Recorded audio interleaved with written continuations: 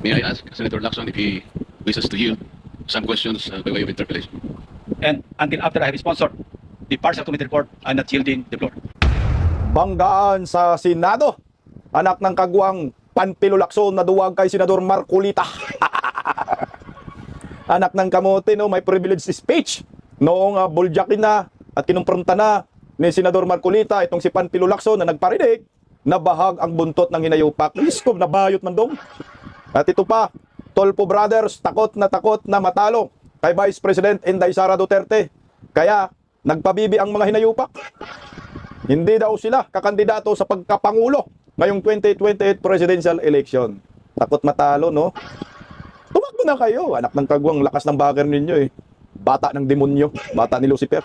Si Demonyor. Para magkaalaman kung talagang may mga supporters kayo at kung gusto kayo ng taong bayan. Kasi magaling kayo pagdating sa mga kabit-kabit eh. Diba? Mga content ng mga kabit. Expert si Tolpok. Yan. Magandang gabi po sa ating lahat. Palike po muna, pa-share, pa-subscribe. At pakipindot ang inyong mga notification bell para lagi po kayong updated sa ating mga video. At saka syempre, Bisdak Historiador, pangalawang YouTube channel po natin, pa-subscribe din po. Napakainit ang panahon, no? Sobrang init. Kasing init sa issue ng politika. Kaya nga, nakaka-enjoy din magiging political vlogger sa mga panahong ito. Maraming may content eh, no? Tsaka sa sobrang daming issue, kami rin mga political vloggers, sa sobrang dami po naming gustong dipinsahan, nalilito na rin kami, nabuburyong na rin kami eh. Hindi namin alam kung anong unahin namin eh. Pero anyway, alam na natin yung ating direction to protect Duterte at siyempre, ibisto natin yung mga kawatan sa gobyerno, lalo na po dyan sa Kongreso at Senado at sa Palasyo de Polvoron. Okay, mainit po kanina dyan sa Senate plenary. So nagbanggaan po ang mayorya at minority. Kasi kamakailan eh, kagahapon pala, ay nag-privilege speech itong si Senador Marcolita. At ang pinatamaan po ni Senador Marcolita ay siyempre si Martin Romualdez Tambaloslos at si Pinky, no? Pinky na naduwag kay Senador Marcolita. Ngayon ay nag-privilege naman speech itong si Lacson, sagot kay Senador Marcolita. Eh, nung kumprontahin na po ni Senador Marcolita itong si Lacson, ayaw niya sumagot. Gusto kasi interpolate ni Senador Marcolita itong si Lacson dahil nabanggit ang pangalan ni Senador Marcolita doon sa privilege ni Lacson. Matinding labanan ito. Pinky Malitagang. Hindi po pinagbigyan, no, ni Tuta Suto, siyempre kakampi si Tuta kay Panpilo Lacson, na ma-interpolate itong si Lacson ni Senador Marcolita. Kaya naman, ang ginawa ni Senador Marcolita ay nag-ano na lang, meron na lang manifestation. Sagot kay Lacson, na kahit hindi niya po sinagot ni Lacson ni Senador Marcolita, ay nadurog po si Lacson dito. Pakinggan po natin si Senador Marcolita. Narito po. May I ask Senator Lacson if he wishes to yield some questions by way of interpellation? Senator Lacson, I'll say it again, Mr. President. Until the partial committee report is submitted or filed with the Bills and Index Division, and until after I have sponsored the partial committee report, I'm not yielding the floor. Tangina, no? I'm not yielding the floor daw. Bastos ka! Sagutin mo. Tang nag-privilege speech ka, pinatamaan mo si Marcolita. Sinagot ka ngayon, gusto kang sagutin, gusto kang bardagulanin. Ayaw mo. Sabay takbo, bayot ang animal na duwag, no? Wala, Senator Marcolita. Mr. President, that is very highly unusual. Why would Senator Lacson make a precondition that the partial report should be signed by at least a majority of its members before he can yield? Interpellation. Yes. May I place on record that it is the prerogative of any member of the Senate to yield or not yield. As a matter of fact, in my many years here, Senator Miriam Defensor Santiago, and I'm sure Senator De Estrada is well aware of this, was with me. Senator Miriam Defensor Santiago, every time she delivers a privilege speech, does not entertain any interpellation. Yes, And Mr. it is President, her- but it is her prerogative. this is different. And then, Because if as I said, it is the prerogative of Senator Santiago, and it is likewise the prerogative of Senator Lacson, because he wants that, as he mentioned, he wanted that his partial committee report be reported out and sponsored before he can answer any questions to that effect. Mr. President, if Senator Lacson would just say that he doesn't want to be interpellated, that will be okay with me. But he should not make a precondition that his unwillingness is conditioned upon whether or not the partial report should be signed by the majority. This is very unusual, Mr. President. Yes, we respect it. Si Raulo to si Tuta Soto, no? Bagay, wala kasi itong alam. Kinukumpara niya yung si Lacson at saka si Miriam Defensor. Dahil si Miriam Defensor daw noon, ay pag nag-interpolate, hindi siya pag privilege speech, hindi siya nag-entertain ng interpolation. Anak ng kagwang, oh. Kay Miriam Defensor yun si Miriam Defensor. Sino bang gustong magtanong kay Miriam Defensor? Puta katalino kung ikaw bugok ka, magtatanong ka kay Miriam Defensor, wala kang alam sa batas, kagaya kayo, tuta soto. Sige nga, yung yumaong Miriam Defensor Santiago, mag-privilege speech dyan sa Senado, sa plenaryo. Ang lakas mo ng loob na magtanong sa napakagaling na senador, napakatalinong abogada, ang taas ng IQ. Ikaw, ang IQ mo, isang kutsara lang. Wala ka pang natapos sa pag-aaral, wala kang diploma. Dito mahimik ka, di ba? Walang ganun Ito si Panpilo Lacson, iba naman po kasi ang nangyayari, tuta soto nag-privilege speech siya, ngayon may nabanggit na pangalang senador. Sinong nabanggit? Si Senador Marcolita. Siyempre, gusto niya mag-interpolate itong si Senador Marcolita para maliwanagan bakit nabanggit yung pangalan ko sa privilege speech. Sagutan nga Ang problema dito kay Lacson duwag at tinutolerate naman ang kaduwagan ni Lacson itong anhinayo pag natuta-soto. Hanggang natin sila. Narito. Your opinion. And because he doesn't want to be interpolated, may I just be given the opportunity to make manifestation because my name was mentioned. Correct. Senator Lacson. Of course you may. Thank you, Mr. President. Mr. President, I cannot speak for our colleagues why they hesitate or even refuse to sign the partial report he allegedly disseminated to the members. But as for myself, Mr. President, I cannot sign a partial report. A partial report is basically unfinished. An unfinished report cannot be assumed to have contained the final and collective judgment of all the members. This is very basic, Mr. President. Secondly, I did not heed my reasons why I cannot sign the partial report.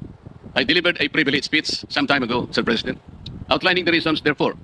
Number one, I was expecting the chairman of the Blue Ribbon Committee to have conducted several hearings more, and in those hearings, he should have invited several persons whom I enumerated in my privilege speech.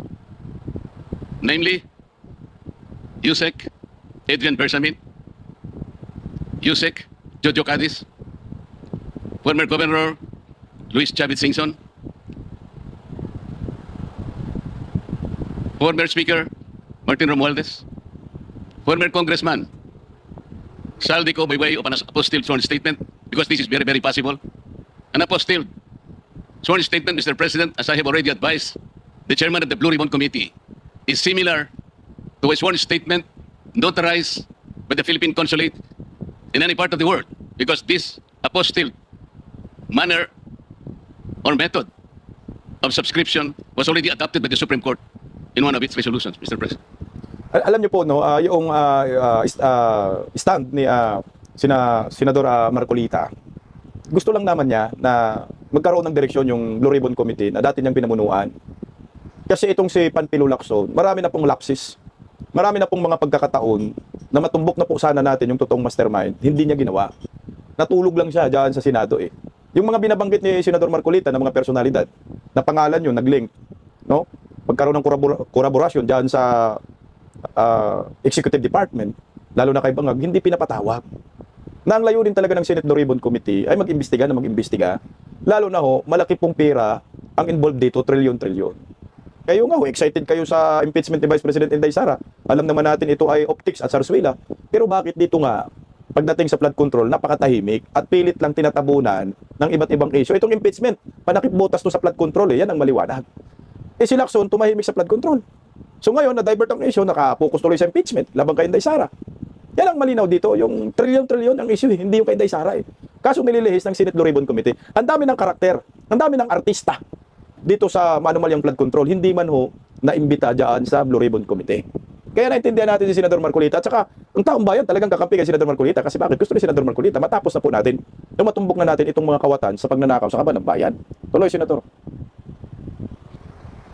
I also advocated that the 18 ex-soldiers be immediately be invited because they had so much to say. Isa pa yan. Because I thought he said, and he emphasized at some point, that wherever the evidence is,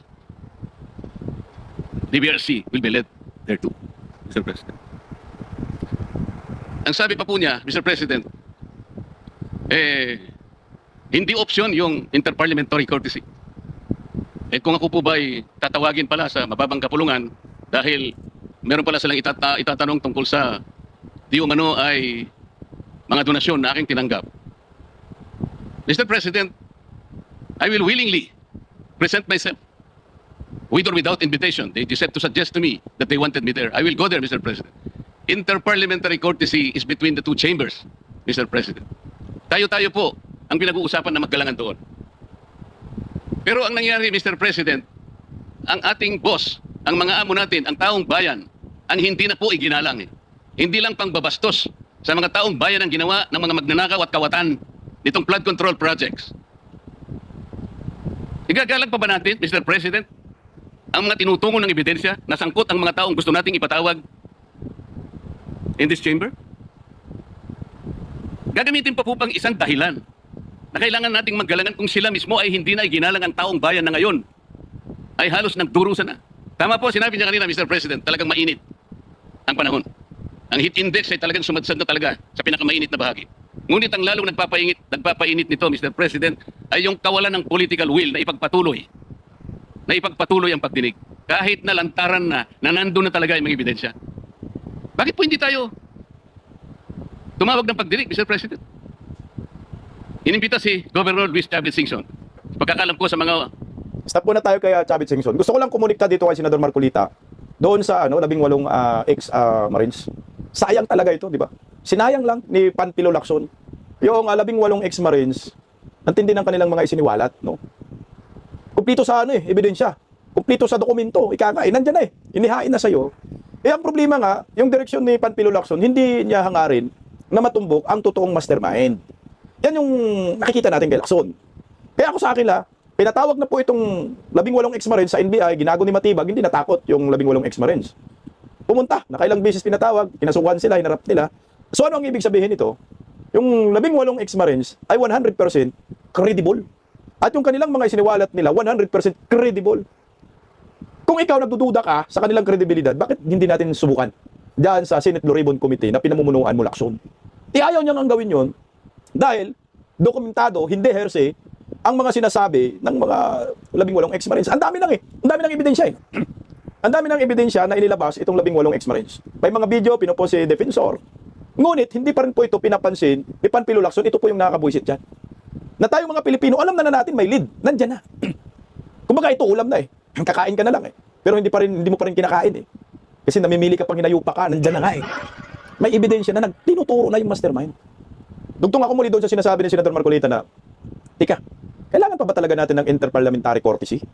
Kung yung isang politiko, yung isang kongresista ay tinuturo na po ng ebidensya na sila ay naglilima sa kaban ng bayan, na umiiyak na nga ho ang maraming Pilipino dahil sa kahirapan nga yung krisis sa ekonomiya, na nililimas ang kaban ng bayan ng maraming mga politikong mga magnanakaw, lalo na dyan sa executive department at dito sa kongreso. Sa akin tama si Senador Marcolita yung interparliamentary courtesy na alibay ni Panfilo Lacson na hindi niya matama imbita itong si Martin Romualdez, pasakali na lamang yan. Ginamit na lang niya nakasangkapan para hindi po mapilitan siyang ipatawag si Martin Romualdez. Ngayon, maganda nga patawag na si Martin Romualdez kasi nagkalaglagan na, di ba? Nagkantahan na sila. Ang problema, hindi mo pinapatawag. Kasi pag pinatawag, paniguradong kakanta si Tambalustos. Tuloy, Senador. Accounts na nababasa ko, he was invited to appear on April 14. At binigyan po siya ng pagkakataon hanggang April 7, hanggang alas 5 ng hapon, na ihain ang kanyang sinumpaang salaysay. Hanggang alas 5 ng hapon, Mr. President. Ngunit 9:15 ng umaga, ipinaabot sa bahay ng dating gobernador na kinakansela na po ang nasabing pagdinig. At ginamit pang dahilan. Nawawala yan Paano po nangyari yun, Mr. President? Binigyan siya hanggang alas 5 ng Abril 7 na isubmit. Sa pagkakaalam ko po, nandun na siya sa Maynila at nanananghali. Pagkatapos na itutuloy siya sa opisina ni Senator Lacson para ihain yung sworn statement na kanyang inihanda. Bakit po kinakailangang dumating pa si Saldico? Inihintay siguro ni Saldico, Mr. President, ideklara lang ng chairman ng Blue Ribbon Committee, i-apostil mo lang yan kahit nasaan ka sa anumang bansa ka sa Europe. Tatanggapin ng committee yan. At pagkatapos, hahayaan ka namin sa pamagitan ng Zoom. Correct. Ay pumayag ka. At iimbitahan ka namin para sa isang special na pagdinig kung yan ang gusto mo. Yun lang siguro gusto niyang marinig. Bakit i-condition pa natin ang pagdating niya rito, Mr. President, kung yung apostle sworn statement is sufficient enough for him to do just that? Ano po ba tayo rito? Nagtatakip po ba talaga tayo? Mr. President, kayo po ay maaring makapagtestigo sa sasabihin ko. Okay, ako sa akin dito kay Manong Chavez Singson. Di ba sinabi na po ni Manong Chavez, hindi ko kasalanan dyan na hindi natuloy yung investigasyon sa Senate Blue Ribbon Committee. Kasalanan ni Lacson yan. Kasi ginamit ni Lacson na alibay naman itong si Chavit na, wala daw hindi nakipag-coordinate si Chavit, pero si Chavit lumuwas pa, galing Ilocos Sur, papunta sa Maynila, para nga ibigay yung affidavit, sworn statement ni Manong Chavit Singson. Siguro natakot din si Lacson at pinara ng Malacanang, puta, huwag mong ituloy yan.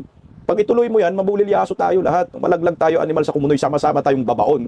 So tingnan mo hanggang ngayon, nandito naman si Chavit Singson sa Maynila, di ba? Kung ano ng mga binabanat ni Chavit kay Bongbong Marcos, bakit hindi nagpatawag ng investigasyon? Ayaw nila, matumbok ang katotohanan. Dahil pag nagsalita si Chavit dyan sa Senate Blue Ribbon Committee, sworn statement yan, pwede na pong magamit na ebidensya against Bongbong Marcos. Ngayon, ito naman kay Saldico, di ba sabi na, si Saldico daw ay arestado dyan sa Prague Czech Republic. Putang na, puro mga fake news nga sila, di ba? Napasok sila doon, hindi totoo. Sabi nga ni Lacson, papatawag ng Senate Blue Ribbon Committee. Hindi na po kailangan hintayin, tama si Senador Marcolita. Kung gusto mo talaga si Saldico makapagsalita dyan sa hearing mo, via Zoom. High-tech naman ngayon, at pinayagan po yan.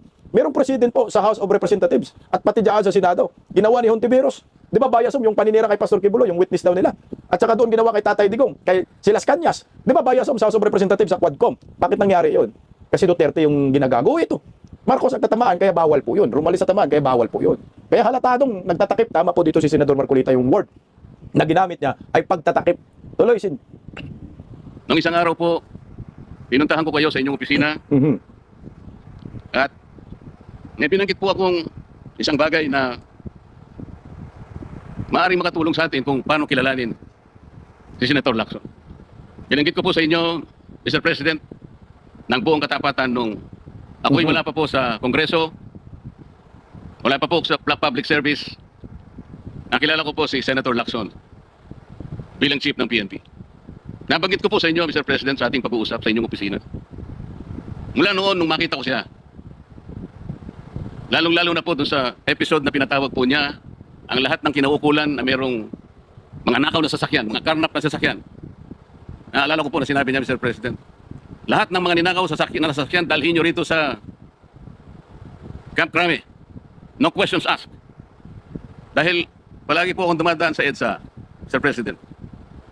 Dahil opisina ko po sa Ortigas, nakita ko pong nakabuntun lahat talaga mga ninakaw na sasakyan. Talaga pong hinangaan ko, Senator Lacson.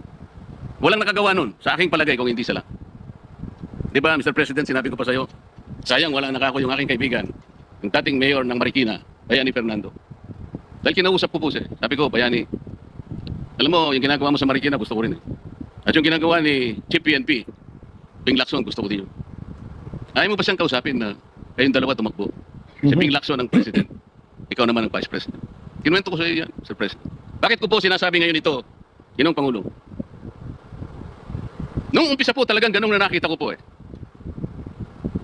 Yung kanyang kagustuhan na maayos natin ang ating bansa. Yung sinasabi niyang track record, maring nung umpisa nandun po yun eh. Hindi ko ikukwento ito kung hindi talaga hinangaan ko siya. Noon. Pero bakit ngayon po ay nagkaiba, Mr. President? Parang yung pedestal na aking hinangaan, yung alamat na nandoon, unti-unting gumuho. Nalulungkot po ako at nangyari yun, Mr. President. Ang sabi ko pa nga eh, wala hindi ba tayo dapat maglaban-laban dito? Ang kapakanan ng mamamayan ng ating bansa, ang importante dito. Yung direksyon natin. Bakit kailangan akong palaging pinapasaringan? Hindi naman po ang aking kagustuhan eh. Kung sino yung dapat na sumikat, kung sino yung dapat magpasikat, hindi po yun. Isa lang po ang sikat dito, Mr. President. Ang taong bayan na pinagsisilbihan nating lahat. Doon po natin ituon ang lahat ng ating makakaya, ang lahat ng ating energy. Malampasan sana natin ang problema ito. Ngunit, yung hindi po pagganap sa tungkulin. Yun po yung hinahanap ng tao, Mr. President. Napakainit na po ng panahon talaga. Pinapag-iinit pa ng paghihintay nang hindi malaman hanggang kailan maghihintay ang taong bayan.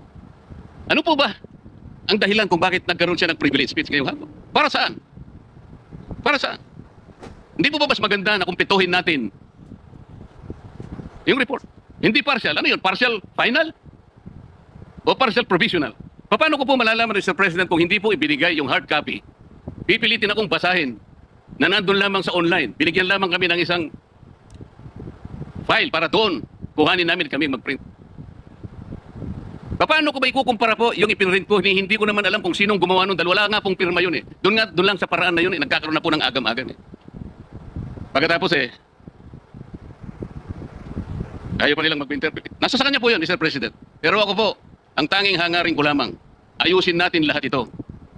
Sabi nga po niya, hindi makakalimutan ng taong ito at talaga naman pong hindi malilimutan sapagkat ito na po yata ang pinakamalawak na nakawan sa kasaysayan ng ating bansa.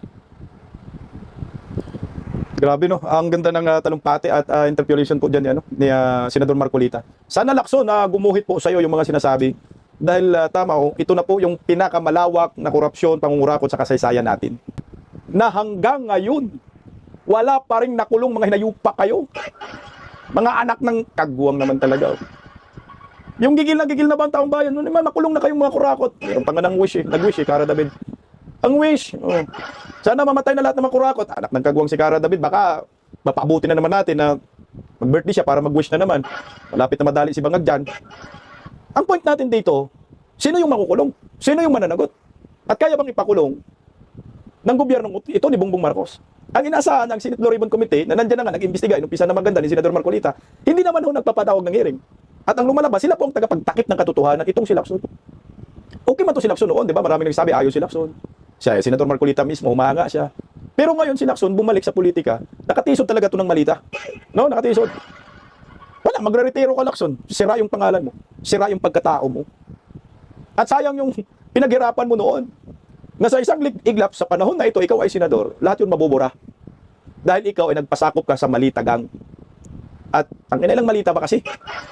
Eh, ang taong bayan, marunong na ngayon. Kamalas mo, merong social media. May mga political bloggers. Kung mainstream media lang, siguro palagay ko itong speech si Senador Marcolita. Banat niya kay Lacson, hindi ito ipapalabas. Pero ito, may mga social media na mapipilitan kayo.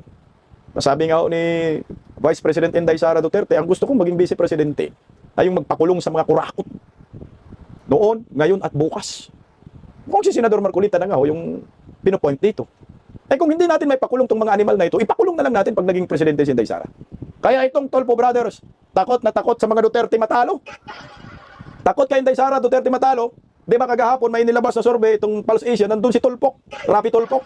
Nagtay daw 46% sila Inday Sara. Pero ito, in-interview ng mga bayarang media, ayaw daw nila tumakbo.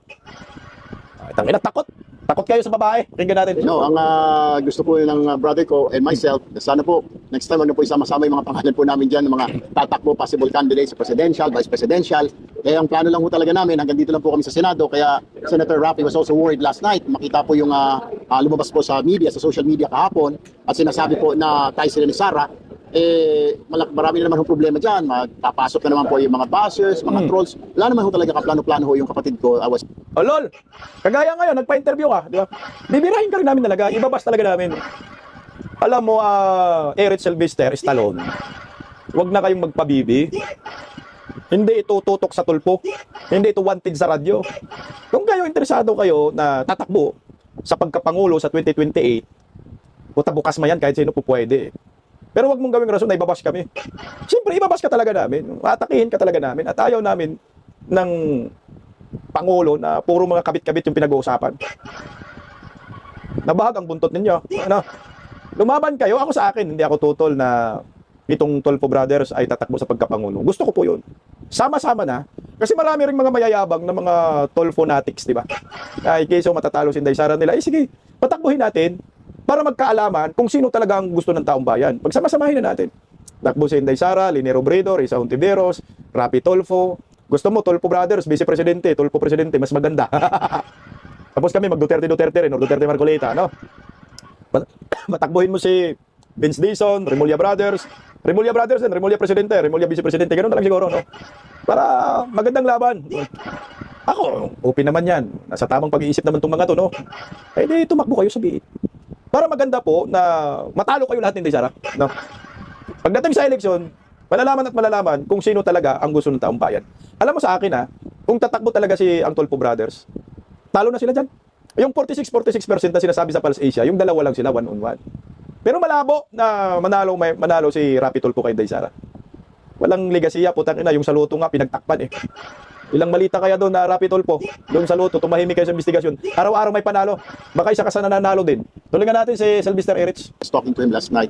or sino man po sa amin na to run for higher office sa 2028. Okay na ho kami dito sa Senado. We're happy Alright. makatulong, we craft laws. Pero po isa survey, pakiusap po namin, si Senator Raffy, ako po myself, na baka pwede po sa mga susunod na survey, wag na ho muna isama yung mga pangalan po namin. Kasi marami naman po dyan mga magagaling din naman sa administration, sa opposition. Marami naman po pwede. Kung lalaban lang naman po kay Sara Duterte, ay magagaling naman po ng mga tao pong administrasyon. Sila, ang mga Rimulya brothers po, I think they want to run. Nagpahayag na po si Secretary John Vic, sila Senator Risa Ontiveros, di po ba? Ang Liberal Party, may mga tao po silang i-feel po yata. Doon ho muna kayo mag-concentrate itong mga survey groups po na ito rather than sa amin po. Dahil gusto po namin tahimik ko muna, katatapos lang ho ng 2025, talagang nabugbog po kaming magkakapatid sa mga batiko, sa mga banak. So let's just please leave us alone. Wag na muna isama po yung mga pangalan po namin. Sir, not a chance, even if the Bubugbugin talaga namin kayo, inayupa kayo, manluloko kayo, mga manggagamit kayo, dumikit lang kayo sa mga Duterte para sumikat, nanalo na, tutangin na iba na yung landas. At saka, Sylvester, tumakbo ka. No? At saka para magkaalaman kayo mga tulpo natin, pilitin yung itong mga to, pabibiyo, kunyari ka pa. Kung tatalo lang naman daw kay Inday Sara, edi yan dyan daw, si Vince Dizon daw. At saka si Remulla Brothers, John Vic. Putang ina nung mga Panama naman ngayon, 0.03, 0.01. Lene Robredo, putang nalayo. No? Sige nga, tuloy lang natin, konti. figures and the surveys are speaking na mataas yung kapatid nyo? Hindi po, we're happy where we're at. Pag-usapan na ho namin magkapatid kagabi. Hanggang dito lang po kami sa Senate. Marami naman ho dyan, mag-umuna kami. I mean, why don't we try others muna kung hindi po sangayon yung ibang kababayan natin sa kay Sara, din may mga options naman. Kung hindi naman gusto po dito sa mga i-feel for the administration, may mga other options pa naman po, di po ba? Bakit lagi ho kami itinuturo? I mean, we're just doing our job and we'll continue to do so our job. Kasi po yung trabaho ho namin ever since, kahit na before politics pa po, we're already trying to do our job. Kasi media pa po kami, we're trying to help, di po ba? So bakit kami ho kagad na naiisip na ipantatapat po kay Sara Duterte? Wala akong plano po kami na tumakbo for higher office. He told you that, sir, Sen. Raffy, na bothered at worried siya. Nag-usap po kami kagabi, so yun yung sinasabi ho niya na bakit daw napasama yung pangalan na naman niya. So we were kind of confused and nakakagulat na makita yung ganyan na bakit, at saka lagi na lang na ipinatatapat. Matagal na yan, di ba? Matagal na. I think 2 years ago pa, sila ni Sara, yung mga surveys. Maganda nga basahin, pero hindi yun nalalaman ng mga tao na walang ho eh. Madami tayong problema, wag muna yung mga survey. I mean, let's just do our... Oh, lol. So, ibig sabihin yan, takot talaga kayo matalot. Wag muna, sabi niya, wag muna. Pero tatakbo. Tanginang talaga pabibilos-los nyo. Alam mo, talo kayo, sa akin lang ha. Kung tatakbo si Raffy Tulfo, Lene Robredo, tatakbo si Remulla Brothers, kasi nasabi niya, tsaka Risa Ontiveros, Maruhas, kung tatakbo kayong 5, sabay-sabay, plus Inday Sara, iyak na lang kayo. Bakit? Yung mga supporters ng 5, iisa lang yan. Mga salot sa lipunan. Mga komunista, talyanista, durugista, basta may ta. Singhotnista, ayan. Isa lang yan, mga yan. Tangina naman yan eh. Mga loyalistang tanganista, yan sila yan. Mga dilawan, pinklawan. Isa lang supporters ninyo, putang yung lahi. Kulay ninyo, isa lang, mga salot kayo. Kaya pag tumakbo yung 5 sabay-sabay, wala na, hati yung boto ninyo. Kami, Inday Sara, sulit. Talagang yung 32 million, magiging 42 million pa yan. Saan kayo kukuha ng boto na ganyan? Tangina, magsiiyakan kayo yan. Kaya malabo, baka mapunta sa inyo latak lang ng mga botante. Yun yung mga tanga, mga ubob, kagaya ni Gadon, yun yung boboto sa inyo. Kami intact, kami solid kaya hindi kami matitibag.